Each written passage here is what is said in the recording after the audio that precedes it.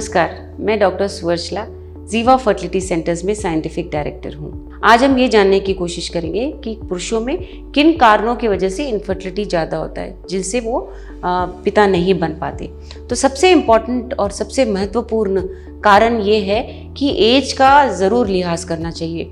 40 के ऊपर जब पुरुष फर्टिलिटी ट्राई करते हैं, जैसे पिता बनने की कोशिश करते हैं, देखा गया है कि उनके स्पर्म में ज़रूर कहीं ना कहीं ऊंचाई होती है, ऊंचाई या नीचाइयाँ होती हैं, जैसे कि ऊंचाई ऑफ डिफेक्ट्स और नीचाई ऑफ क्वांटिटी, क्वालिटी वगैरह सब कुछ देखा जाता है। सो ऐसा है कि उम्र के साथ साथ पुरुषों में भी स्पर्म्स में इफेक्ट होता है। तो ऐसा नहीं है कि हर कारण एज का सिर्फ ऐसा नहीं है कि एज का असर सिर्फ औरतों पे पड़ता है, उम्र का असर ज़रूर पुरुषों पे भी पड़ता है। तो अगर उम्र ज़्यादा हो, जैसे 40 से ज़्यादा हो, तो डीएनए फ्रैगमेंटेशन यानी कि जो स्पर्म का सर होता है, सर के अंदर डीएनए पैक्ड होता है। अगर इस स्पर्म के हेड में किसी भी तरह का डिफेक्ट होता है तो आने वाले बच्चे के लिए कुछ ना कुछ प्रॉब्लम हो सकता है, या फर्टिलाइजेशन में प्रॉब्लम हो सकता है, या एम्ब्रियो जो क्वालिटी होता है उसका अच्छा नहीं होता है, या मिसकैरेजेस ज़्यादा होते हैं। तो स्पर्म्स के कारण भी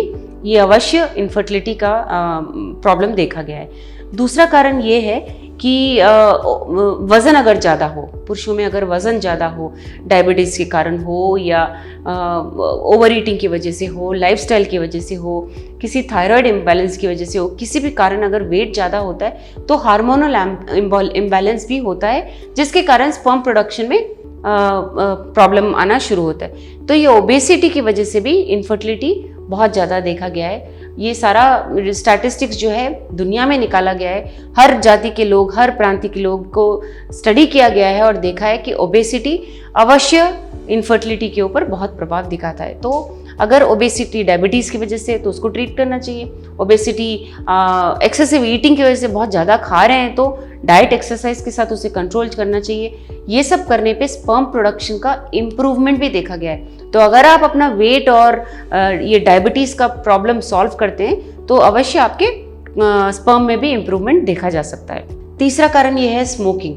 तो स्मोकिंग के ऊपर भी सारे दुनिया में, विश्व भर में स्टडीज़ किए गए हैं और देखा गया है कि स्मोकिंग का प्रभाव भी स्पर्म्स पे होता है। तो जो निकोटीन होता है, जो टोबैको में, जो हम तंबाकू स्मोकिंग में देखते हैं, जिसके कारण स्पर्म्स का प्रोडक्शन और क्वालिटी कम होता है, बेसिकली उसका प्रॉब्लम ये है कि उसमें एक ऐसा केमिकल्स रिलीज होते हैं, स्मोकिंग की वजह से ऐसे केमिकल्स रिलीज होते हैं जो स्पर्म्स पे प्रभाव डालकर उसका क्वांटिटी नहीं, मतलब नंबर ही नहीं, उसके आकार और उसके हरकत को भी कम करते जाते हैं। तो मोटिलिटी भी देखा जाता है कि असर उस पर भी होता है।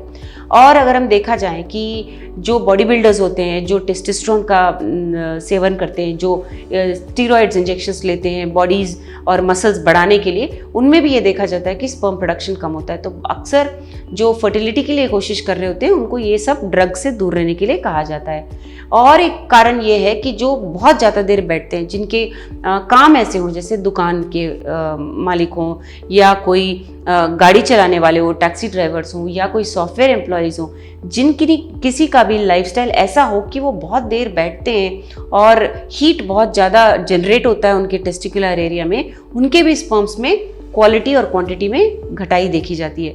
तो ये एक कारण ये है कि जो स्पर्म प्रोडक्शन होता है वो सिर्फ 35 डिग्रीज में होता है। अगर इससे भी ज़्यादा बढ़ जाता है टेम्परेचर बैठने के कारण, या हॉट सोना या हॉट स्विमिंग या हॉट वाटर से बाथ लेने पर देखा जाता है कि स्पर्म प्रोडक्शन में बहुत कमी होना शुरू होता है। तो ये एक बहुत महत्वपूर्ण कारण है।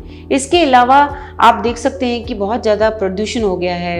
हम जो खाने का सेवन कर रहे हैं उसमें भी बहुत ज़्यादा केमिकल्स वगैरह हैं, इसके कारण भी स्पर्म प्रोडक्शन में कमी देखी गई है। ये भी एक बहुत बड़ा कारण है। और तो बहुत सारे कारण हैं जिससे लाइफस्टाइल चेंजेस से आया हुआ है, जैसे बहुत ज़्यादा अल्कोहल पीना, बहुत ज़्यादा स्मोकिंग करना, बहुत इर्रेगुलर स्लीपिंग हैबिट्स होना, या पौष्टिक आहार ना खाना, इस सब से भी स्पर्म प्रोडक्शन और क्वालिटी पे, मेनली क्वांटिटी एंड क्वालिटी पे ये असर देखा गया है। तो अगर आपको इसके बारे में और जानकारी चाहिए, आपने एक स्पर्म का टेस्ट करवाया और उसके कुछ रिजल्ट हैं जिनसे आपके मन में प्रश्न हैं, आप इसके बारे में कुछ जानना चाहते हैं, अवश्य स्क्रीन पे दिए हुए नंबर्स पे फ़ोन करिए और आके हमसे मिलिए। Thank you.